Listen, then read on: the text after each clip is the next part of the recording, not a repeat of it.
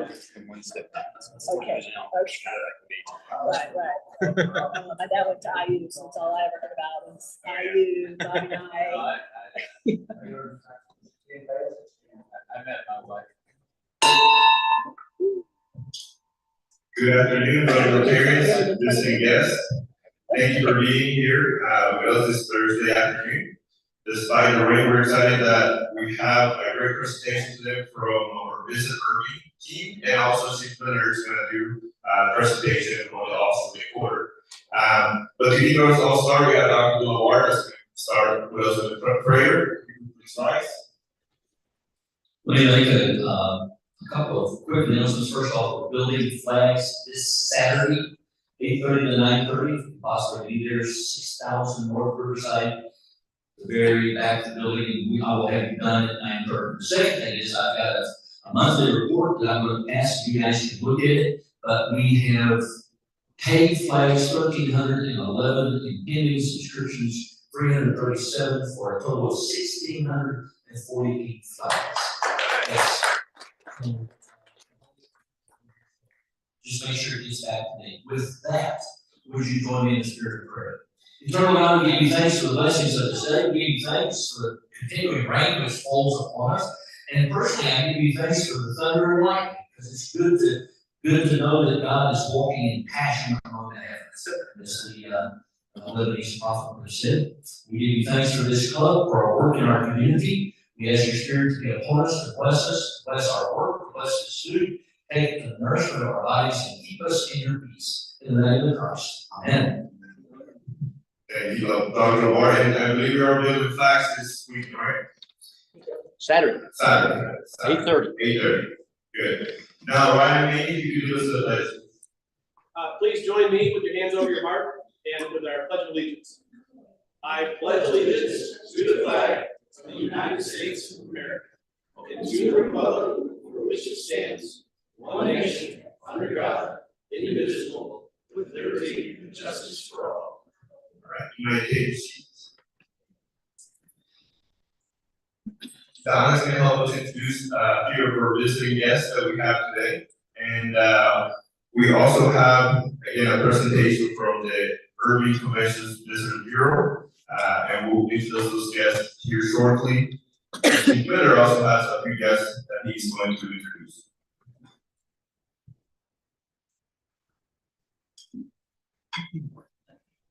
Our guest at the club today is Mark McCarty. Hey, Mark. Thank you, Donna. And I do know that Rick had a quick announcement that he wanted to share with the club about some flags, the flag program. I'm feeling the love. You are? Thank you, Mr. President. First flag placement bill is Memorial Day, right? World Day is the 27th, and the week before then. Okay, we'll put them out 3 or 4 days. We have 72 flags at Millennium Fountain. We have 44 paid for, bill paid for bills this morning. I'm going to pay online. The reason I've been holding up is so I get the emails to tell people the reminder. We're at 46. Somebody subtract 46 from 72. 46. Yeah, it's not a trick question. Here's the deal, Rotarians. If you will sell to a new subscriber, friend, coworker, whoever, we will take 25 of that $100 for the flag and apply that and send that to Rotary and put that towards your Paul Harris account. So if you don't have an account set up, we'll set it up, get it set up. That will help you get started. 1,000 into the first pin. So $25 value between now and Memorial Day. Can we sell 26 flags at $100 each? Yeah. Ryan said yes. Come on, we're going for first amendment. Go like this. There's two, that's 4, 6. Right, good. Thank y'all. Let's do it. Thank you,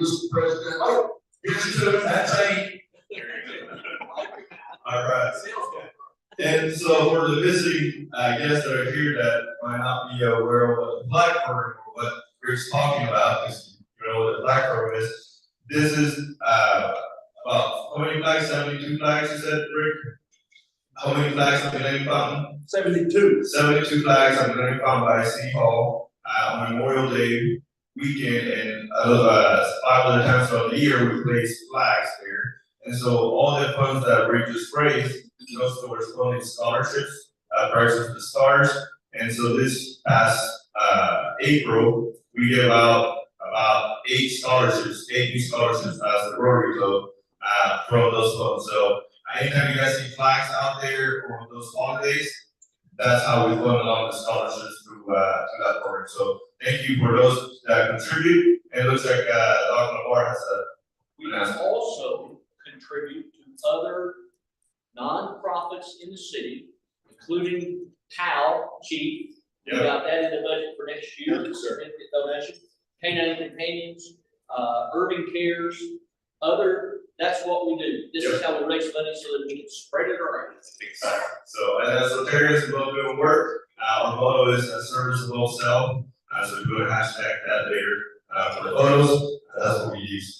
With that said, I think again we are having we're getting a little early start because we have a big program. I would like to ask Rick Lacey to join us at the front. As usual, he's going to have us lead us through the presentation to award the Office of the Quarter. So here's Mike. Thank you, President Laz. It is an honor and a pleasure for me to be a part, of course, of Rotary, but to be a part of this recognition acknowledgement program that we have. Today, we are going to honor the Irving Police Department Officer of the Quarter for the 4th quarter of 2023. The chiefs tell me that they're working on the 1st quarter, so we'll do that here in a few weeks. But it's an honor today for me to introduce the leader of our police department. You all know him. He's a great guy, a great police chief, recognized in Irving, Dallas, Fort Worth, and where else? Guantanamo or somewhere beyond. Hey, help me welcome our police chief, Chief Eric Miller.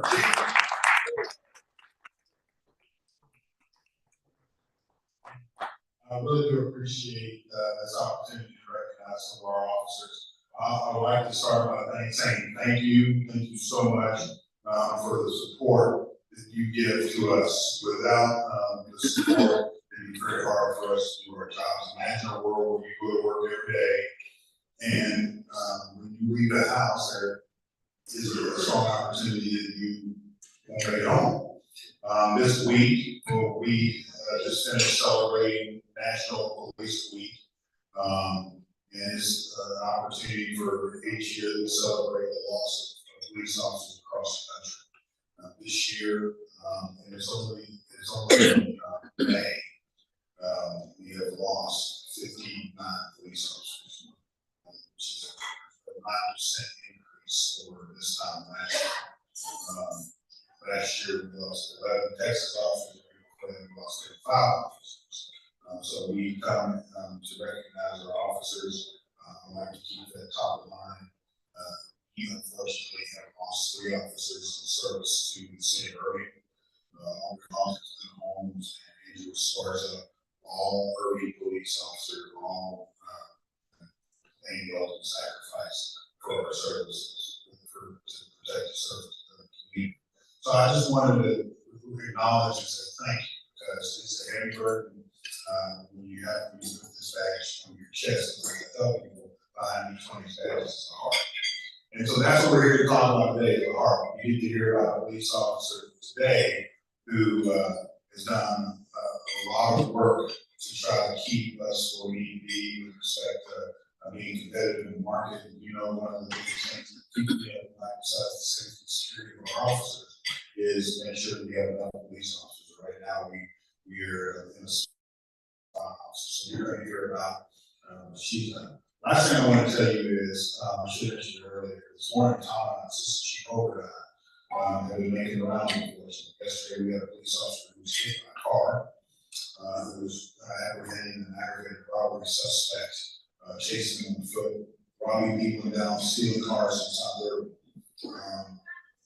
we also had an officer who wanted a training exercise, this early this morning, fell and hit their head and had a skull fracture, several braveries in the hospital. So when you hear the negativity about, us chasing people or us, you may hear it on the news, you need to understand that these people who are wearing this uniform are putting themselves in harm's way for the protection of the city. And I tell everyone, and I'm not afraid to tell you, my call to them is to treat everybody with dignity and respect, but we will proactively protect our community. We are responsibly addressing how we enforce the law. We know you want us to do it. And so it's a heavy job. So enough of that. If I can invite Assistant Chief Tom Howard to come up and recognize our officer, we're very pleased to hear about her.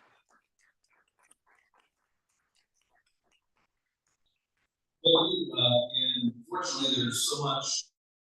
I didn't want to remember it all, so I wrote it down. So bear with me as I read this. But I first want to jump off the script just for a second, just to kind of let you know that Officer Midori was awarded the 4th for the Officer of the Year last year, and we couldn't even present her the award. And the reason why is because she was as dedicated as she was doing something else to help us out. She was participating in a run to help raise money. I believe was it Vegas? Yeah. So anyway, so this is a great opportunity for us, so we can finally get her to sit down for a second. And I think so let me read some stuff for you. Investigator Midori is recognized as the Irving Police Department's Officer of the 4th Quarter of 2023. She's currently assigned to the Criminal Crime Information Center as a real-time crime center investigator. Although she has only been assigned to the unit for the past 3 months, she was chosen for the position because of her reputation as an intelligent, professional, and hardworking, dedicated officer. She has already proven to be an incredible asset to our team. Investigator Midori's commitment to the department and the Irving community reaches much further than just the Crime Information Center. She spends countless hours of her normal assignment outside of her normal assignment of recruiting and working as an active PIO officer, and assisting our media team with ideas, content, and participating in community events. Investigator Midori is credited with launching IPD's recruit specific social media pages. Her contributions include creating videos, reels, pics, and other content to help keep the page fresh. She understands from the officer's point of view what a new potential applicant may want to see when considering employment with the Irving Police Department. She comes in during her off hours to write out with our fellow officers with the sole intention of gathering content for these pages. It's not at all common for her to create content on her own without being told to do so.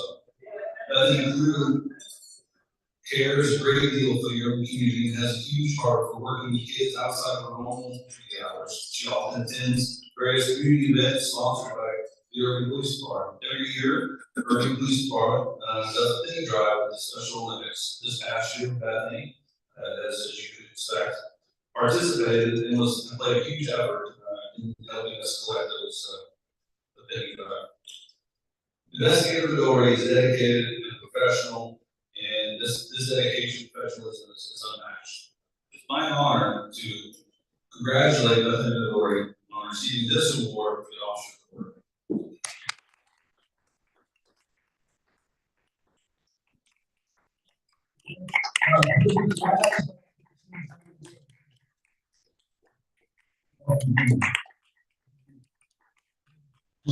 If you think about anything, you want to say something after we finish here, just think of that.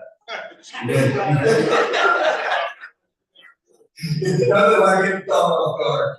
Step over here by me if you would, because I would like to read what this Rotary Club has said in recognition and presenting you with this award. It says Irving Las Colinas Rotary Club recognizes Officer Bethany Midori for your commitment to integrity, excellence, courage, dedication to duty, leadership, teamwork, and accountability. That sounds like what he just said. We express our sincere gratitude for your professionalism, compassion, and loyalty in providing exceptional services and protecting and promoting a high quality of life for the residents, visitors, and businesses of the city of Irving, Texas, fourth quarter 2023. It is my honor and pleasure to present you this award. Thank you.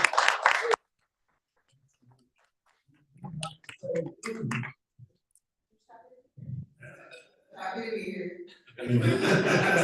Perfect. So if we can get a good photograph, everybody stepping here to close in. Bill, you want to join us? Okay, all right, we'll go over this, we got the flag, we got, this good? All right, very good. That concludes our presentation. Thank you all very much. I'll give a standing ovation to the officer of the year in the corner.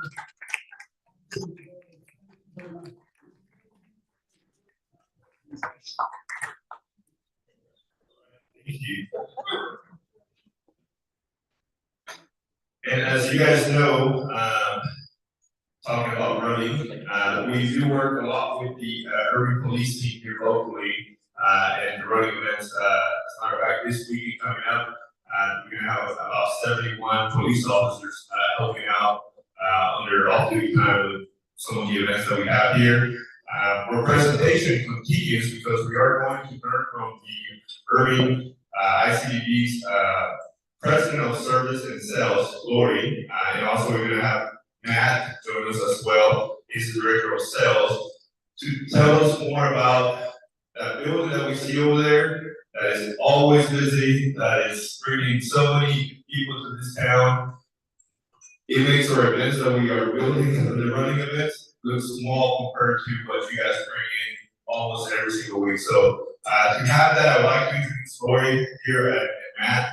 You guys want to come up here, and then just so that way our members know a little bit of who you are and a little bit about your personal life. You guys received this from Maura this morning, but so here's a little bit about Lori. She's a 30-year veteran of the Irving Commission and Visitors Bureau. Lori has been a destination advocate for Irving, Texas for more than 3 decades. She began her career in hospitality as a sales manager for the former Lincoln Garden Hotel here before becoming a sales manager for the Irving CVB. Her leadership skills fast-tracked her to become director of sales and later the head of Irving sales and service departments.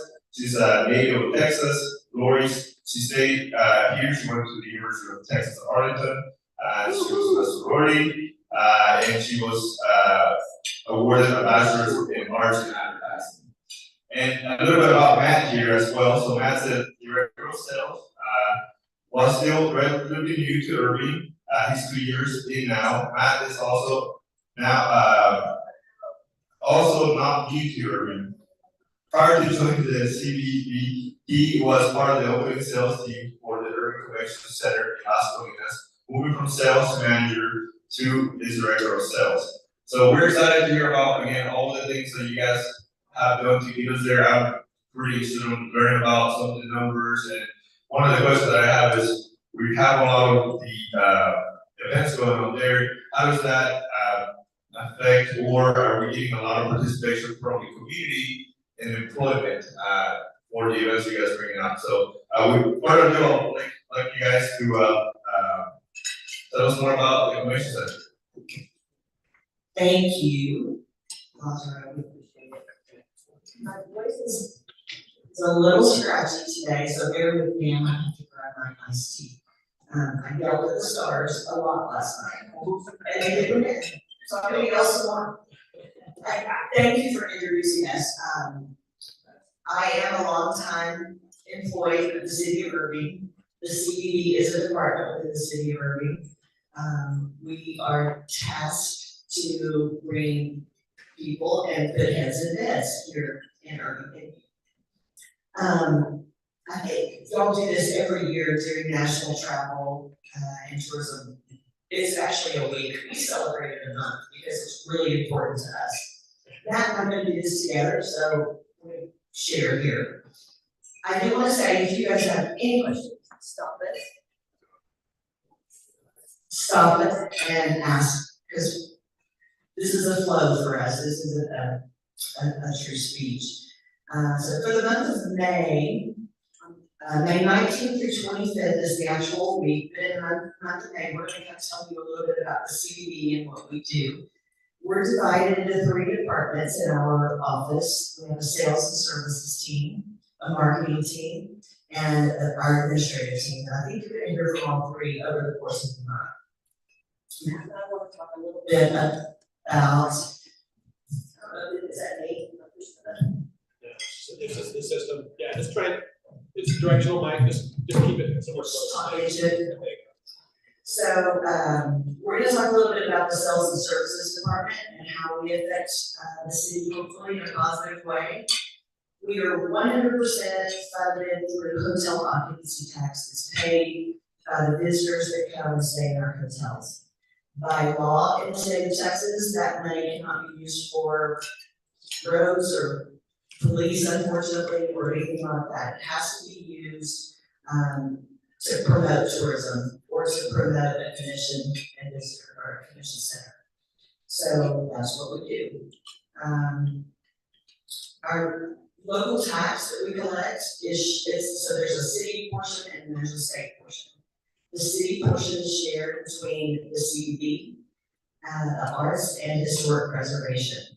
So those are the areas of arts and historic preservation are known to be tourist attractions. So that's why the money can be used for those departments as well. When I started here 30 years ago, we had about 30 hotels and about 5,000 hotel rooms. Today, we have 90 hotels and about 13,000 hotel rooms to sell. My goals, we have sales room goals that are based on room nights. They grew with that. We're currently, our annual room night goal is 143,318 rooms. So I have a staff of 8 total people, and 6 of those are salespeople, 5 of those are salespeople, and they have to produce 142,000 room nights in this year. We're also responsible for booking the Irving Convention Center. They have their own sales department, which Matt used to lead. They sell everything that happens within 12 months. We sell the meetings and conventions that happen 12 months and further out. Those are generally the ones that are the bigger events, maybe a citywide. They take the entire or most of the convention center and they produce more sleeping rooms. So that's why we have that. And then they fill in short term with other types of catering business or trade shows or one-day shows, things like that. Matt's going to tell us a little bit about how we promote and sell Irving. So Sorry, we have to use.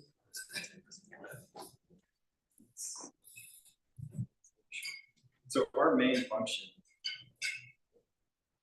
This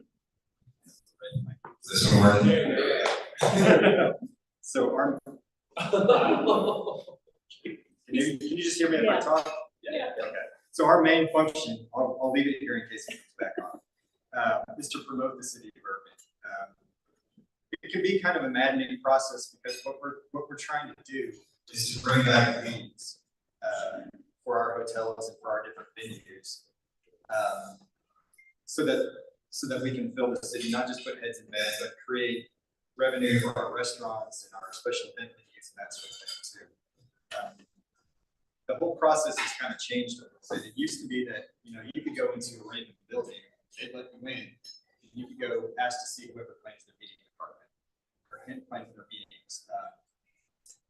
That doesn't really happen anymore. Pretty much buildings are on lockdown. A lot of people work remote now, and one of the main things that we're seeing. I'm just gonna put this down. I feel bad talking. One of the main things that we're seeing is that a lot of the organizations that plan a lot of meetings don't necessarily have meeting planning departments anymore. Outsourcing all of their programs to third parties. So there's probably 6 or 7 big heavy hitter third party planners that handle 75% of the programs that we work on. So instead of us trying to go hit up an individual, then we have to figure out which of these parties handles the programs for that organization. So we've kind of had to change how we do things, where we used to be able to do a lot more things local. Now we have to try to get people at trade shows, or we have to organize trips for them to come here to see the city. Because if we're not in front of them, we're going to miss out on all those things that they're handling. So we focus a lot of our attention on attending trade shows and being front and center on these things. So, for instance, we've got 2 of our people this week at a trade show for Helms Briscoe, which is the largest meeting planner. Largest. I don't think it's going to work. It's you. So Helms Briscoe handles more room nights than any organization in the country. So we've got 2 people at that trade show this week, just trying to generate interest in the city of Irving. And it's a tough process, because from an outsider, you guys are all here and you know how great it is. You know the convenient location. If I meet a random person from Minnesota and ask them what they know about Irving, it's most likely going to be, well, aren't the Cowboys there? Or it's crickets, they don't know. Or they might think we're Irvine, California. So that's kind of a constant battle that we fight. We want to be in front of these people so they keep seeing us and keep remembering Irving. So whenever they're sourcing their programs, they all use the same platform where they source their programs too. They'll think, okay, Irving's by Dallas, it's by DFW, that's a place that I can look at. And that's all we need really is a foot in the door. Because if we get that foot in the door, we can get them here, that we have, it kind of sells itself, because nobody can beat our convenient location. It's just, We good now? It's just a question of making sure that we're front and center in front of them, and that we're constantly reminding them that we are an option, we be a great option for them. It can be a really long process too.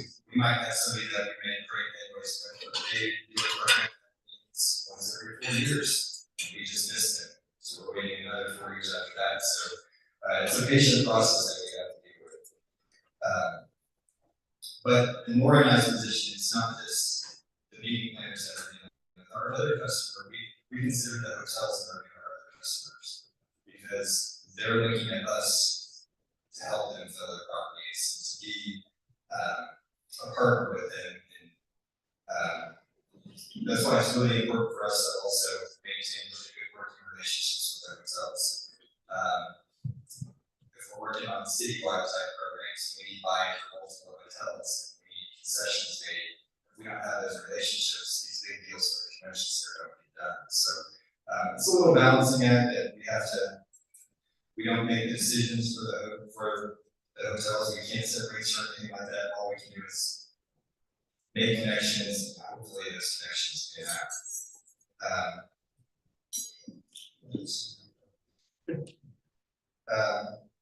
Another thing I wanted to touch on, I think I already mentioned kind of people's perception of Irving,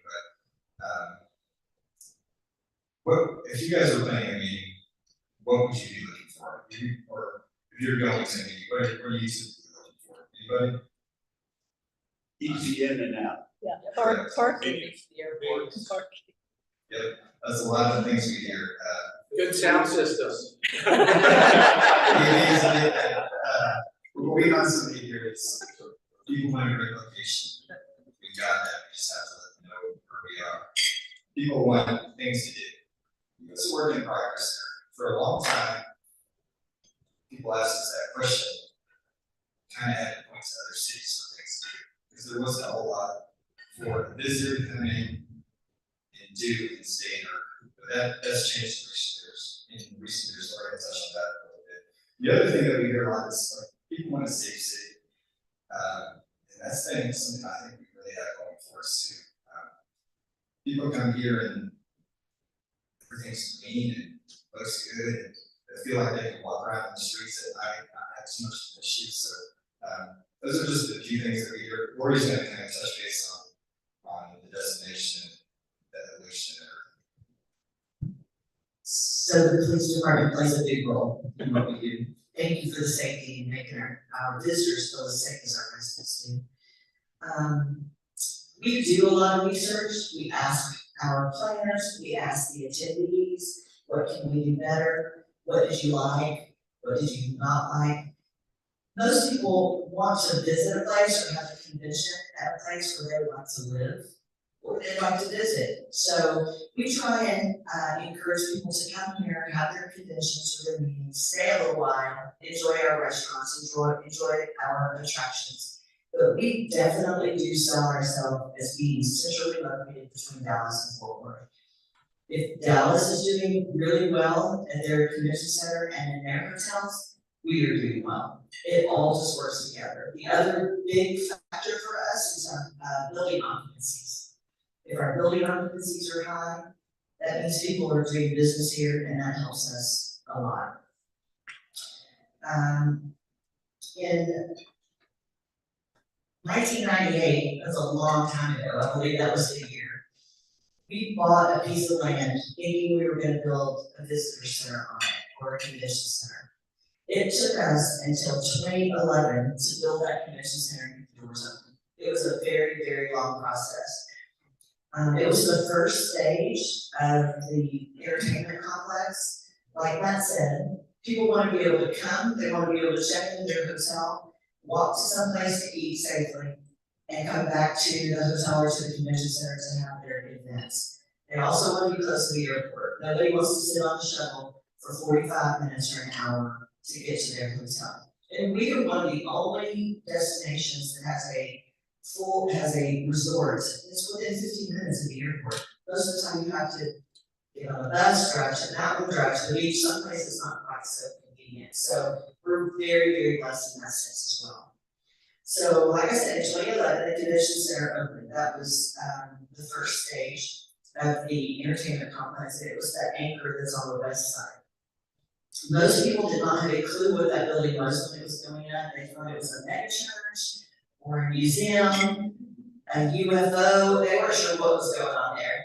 But it is made purely of copper and glass, pretty much. Huge steel beams to hold it up. It was designed intentionally to be 4 stories so that people didn't have to walk from, a mile to get from one meeting room to the other. They just have to go up an escalator or an elevator and they're right there. So that was a very convenient thing that groups the size that we go after look for. They want it to feel a little bit intimate because they're not the Safari Club, which means a humongous hotel or convention center. We work on a little bit smaller groups, and most of our competition are big box hotels like the Gaylord or the Anatole. That's the size of group that we go after generally. The pavilion was kind of the second phase, and the music factory was kind of the second phase, and the pavilion anchors the east side. That's east. I'm not real good with directions. I think that's the east side of the lands that we purchased. South. It's like America, but south. So the music factory has the pavilion, which is a concert venue. We also use that for general sessions. Some of our ACON groups or our anime type groups, they like to have entertainment there, concerts there. So we sell that whole entertainment complex, and we are getting better and better at utilizing every piece of it to make our conventions more exciting for people. So that was phase 2. That convention center, that music venue holds 4,000 people inside and 4,000 people outside with a retractable wall that opens. If you haven't been there, you should go. It's a really, really great facility.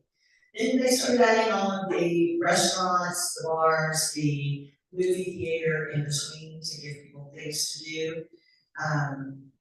It's a work in progress for sure. We've changed some restaurants already, kind of doing some flipping right now that I will tell you about opening a little bit. And kind of the last phase for us were the hotels. So we have the Texas King, which opened in 2016, 2017 or 18, and then the Weston, which opened just on that 2019. And then, of course, we had COVID, it hit, so everything just basically got paused for a little bit. That kind of made it a complete package for us, something that we could do to encourage groups to come on the weekends. That was our dead time mainly, because we're such a corporate area. That business is here Tuesday, Wednesdays, our hotels sell out every Tuesday, Wednesday. Like Matt said, we have to do a sales job on the hotels as well, because they know they're gonna fill up on Tuesday, Wednesday. So we have to convince them that they will also fill up on maybe Sunday, Monday, or Thursday as well, or the weekend. Because if you've got limited amount of space to sell, you better occupy it with the best business that you can get in there. So after the Texican and the Weston opened, and COVID happened, things really dropped off, because like I said, we're 100% funded by hotel occupancy tax, and hotels were not really open, unless you were with the government and you were doing something here, no one was going. And it was the same across our whole industry, that wasn't just for us. We're back just now to the point where we feel like we're at 2019 levels. So it's taken a while.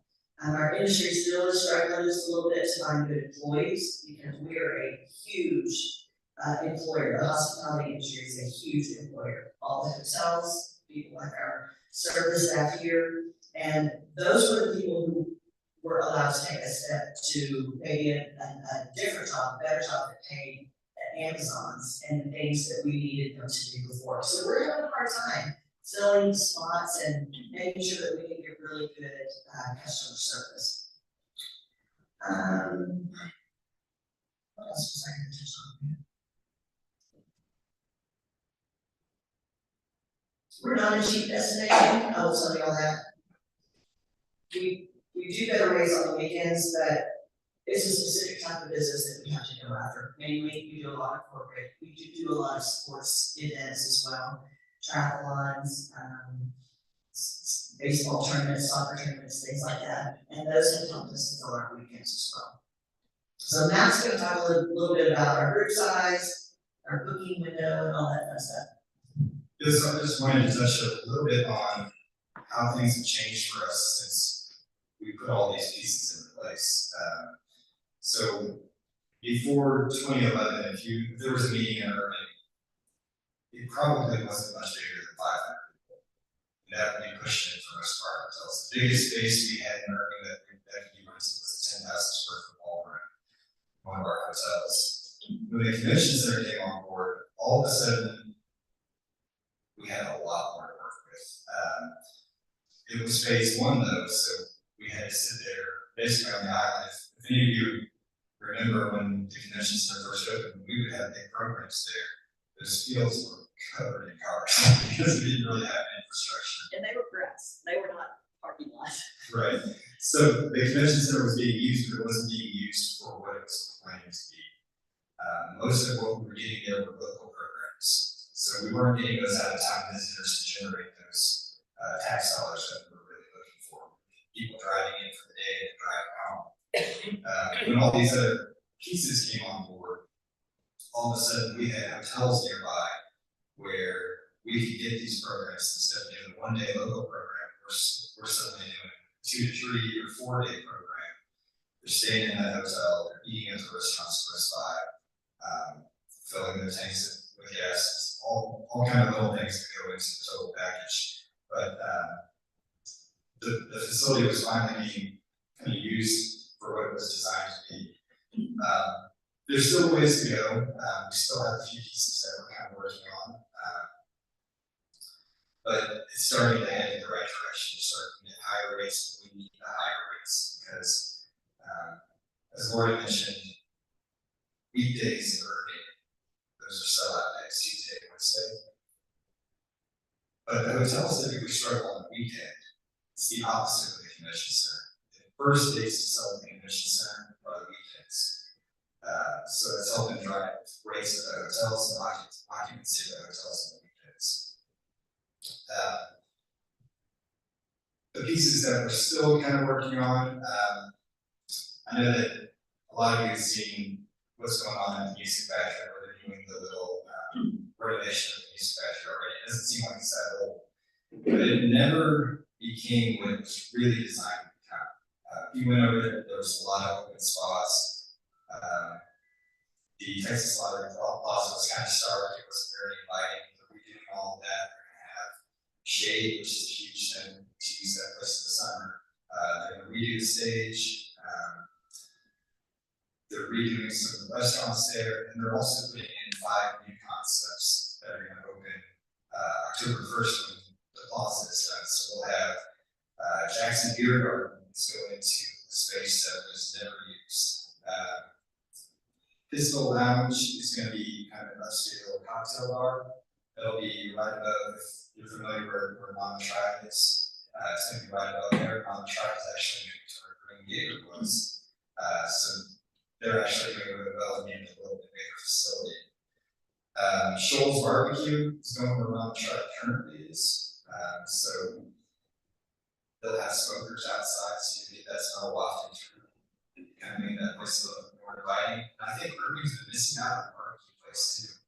Maybe just off the top of your head, start thinking of a barbecue place in Irving that's not changed. So I think this is a good deal for us. There's a new place going in called Chino Latino, which is like an Asian Latin fusion restaurant. I'm sure you guys have probably seen the Brady Underground. That was a big deal on our end too. We constantly have clients that are looking for off-site functions. They're at the convention center or they're at one of our hotels, they don't want to be there all day. They want something fun to do at night. So the radio is Las Vegas Supper Club atmosphere has created something that we can send them to other than the surrounding areas. For the longest time, if we wanted to do something like that, we were sending them to Dallas or Grapevine or something. Now we can keep that right in Irving. Another couple things going over there. There's a new place called The Table. I don't really know a whole lot about that, but I have seen construction on it, so that's coming too. There's rumors of a steakhouse, and not a Brazilian steakhouse, just a regular one. That's going to be coming in over there. They're going to be doing all kinds of new signage. They're going to do murals on all the buildings and everything. Just make it kind of like Instagram was. For lack of a better term. So there's a lot going on over there. We're working on some new hotel options too. Because as great as the convention center is, it's still short on hotel rooms. The West End only has 350, but the convention center can handle 4,000. So we're always in need of extra hotel rooms close by. They've approved a small hotel right next to Holiday Inn Express, which is on the back side of the convention center. So hopefully that'll kick off sometime soon. We've got Hotel Indigo opening this year, which is down the street on Las Colinas Boulevard. Sandman Signature, which is a brand owned by the Stars owner. That's going in 161 and 114. And then we all have our fingers crossed for Second Tower Northwest. That's across from the convention center. Have you seen their event lawn that was left there intentionally so that eventually the second tower could be built? So we're all hoping that one day that will happen. I think that's it for development. We're just trying to do something to just kind of set ourselves apart from the other cities in the area. DFW is really unique. DFW and Southern California are very unique in that their suburb cities are massive. And if they were anywhere else in the country, they would be destinations by themselves. So we're trying to do something to separate ourselves and to give us a leg up, not just on the competition across the country, but they decide they're coming to DFW, we need a leg up on these other cities. Cities like Frisco they said built themselves basically a sports city USA. Everything sports, they're good to do. Fort Worth gives you that old Texas feel, so if you're looking for authentic Texas experience, that's your spot. Arlington is now an entertainment mecca, which has happened incredibly quickly. We want to play up our location because those cities are great. They all have their own things, but none of them have the location we have and the attention to detail retail and service that we offer. So that's pretty much. You probably heard also World Cup was coming in 2026. We don't know a lot, we probably know just almost as much as you do, but we do know that 2 of our hotels, possibly 3, will be team hotels. We didn't get. So much fun.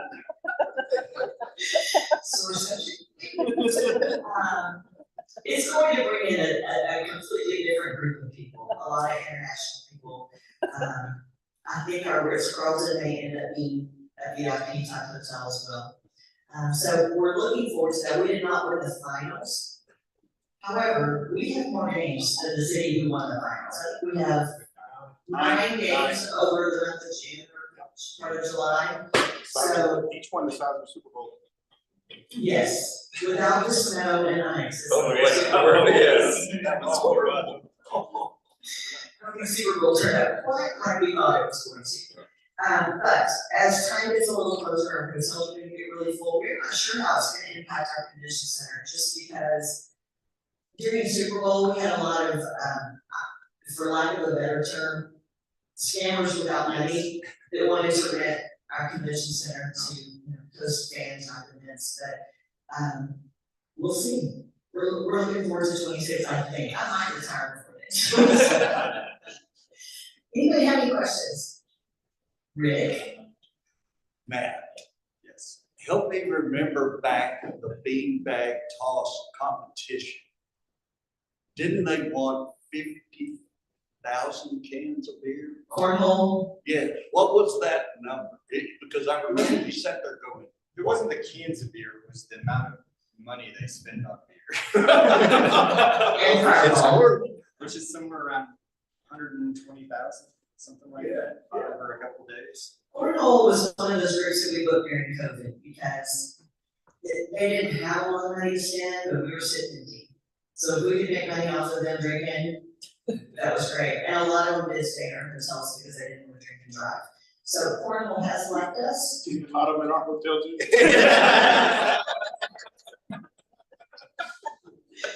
With one meal in the morning. Yeah, butter chili sandwich.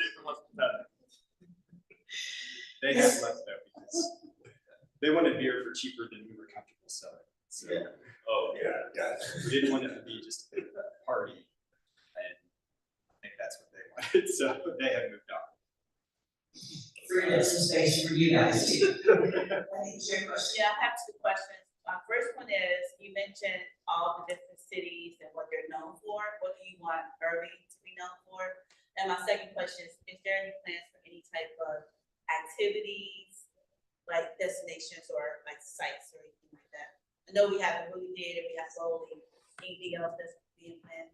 We would love to see a little more activity-based items, things. There's rumor of a comedy club coming in. Our axe throwing place is gone, so that's one less activity that we have. That's a piece that we're still working on. What do we want to be known as? I think we want to, obviously we're a very corporate destination. With the addition of the concert venue, a lot of our marketing is based around music. We are not the music capital of the world, but we do have some options for entertainment and for things like that. So I think a safe, secure, great location and a good place to do business is probably what we focus on the best. And a couple of the other things that we would love to see in terms of activities or things to do, revitalization of downtown Irving, Heritage District. I think because people love Old Main Street and Grapevine. If we could get something like that going on the whole part of Irving, I know it's a work in progress, but that'd be a great trip. So if people are looking for something to do off site, take it down there for the evening, they first to Main Street. The other thing that seems near impossible, but would be to revitalize the Carol. Because 25, 30 years ago, there were shops all along that. It'd be kind of like a cool place to just send people if they got free time when they're in town. They just kind of stroll along there. So We need shopping. That was gonna be my question. Yes. You can't have anything like a big steak, place that they close down, that's not Irving today, something like that, maybe down there, fountain and stuff, coming in like that. We would love that. We'd love to have anything that's unique that we can hang our hat on us. It helps us to sell the city. People can go anywhere and eat at the Chili's. They can't go anywhere and eat at Big Steak Drugs. Or in places like that. Well, it's closed. I know. So we'd like to have something, maybe I in your restaurant. I have not heard anything, going in there or with people who were basically doing something else yet. I think a lot of it had to do with construction going on.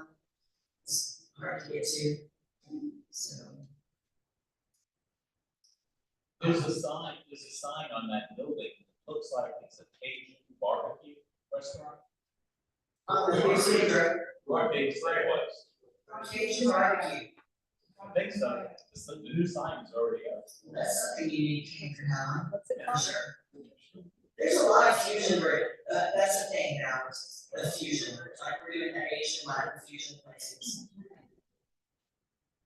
Thank you for that, Tom. I did not know that. Any other questions? Well, thank you for putting up with us again.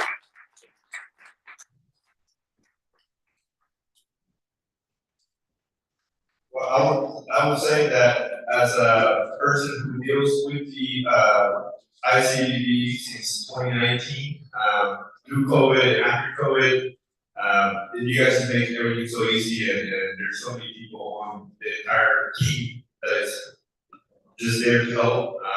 And so I think that's helping bring people in, those are deals that you guys are bringing in because of the people that you need to work with as well.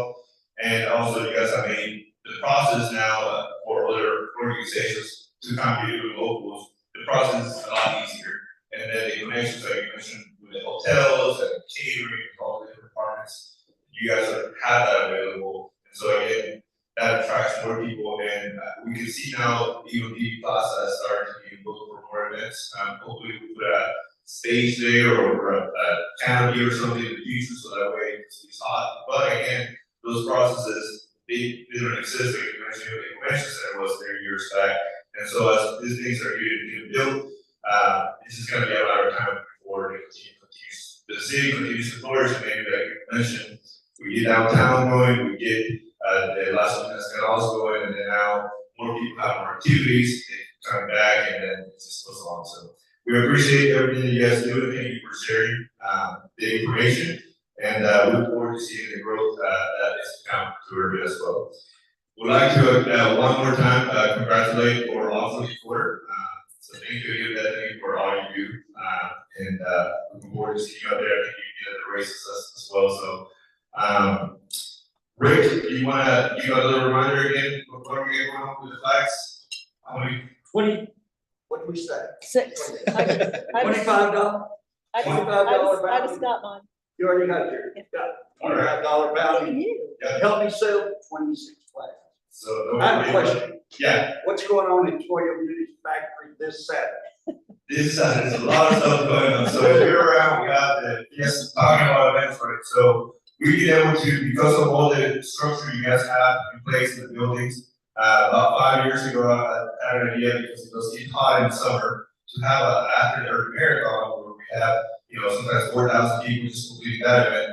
Well, they're still looking to do another event, so why don't we add a Fiesta de Mayo type before, so we call it the last race before summer. And this year we have 3,000 people registered. They're going to be running and walking. It's bigger than an Irving Marathon than last year.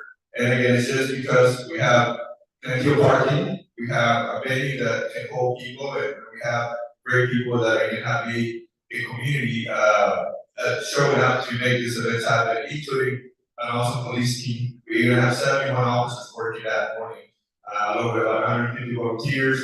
And Shane is going to be, and Rick, they're going to be hiring volunteers. The cadets that you guys saw here, some of them, they're going to be there volunteering. We do also award scholarships. So this year we awarded 13 scholarships, the 13 high school seniors. Again, this is all of us. This is another organization that is able to operate in this beautiful city. So again, it takes a whole community, and I really appreciate you for being a Rotarian and the visiting guests for being here and learning about what we do here. With that said, do we have any more announcements from the club? Yes, sir. Real quick, yesterday I had the privilege to train officers for our Irving Interact Club that will be rechartered very soon. Awesome. Good job. And what high school was this? Irving High School. Irving High? Your high school. There you go, Tigers. All right. So, again, the Interact program is a version of Rotary for high schoolers to learn to, again, the hashtag that we said is service of all selves. So we're teaching that at a young age. So, with that said, we're going to adjourn the meeting. If we can stand, Richard Raymond is going to lead us on the 4-way test. If you're new to Rotary, the 4-way test is something that we all live by, and it helps us get through life by these. Richard?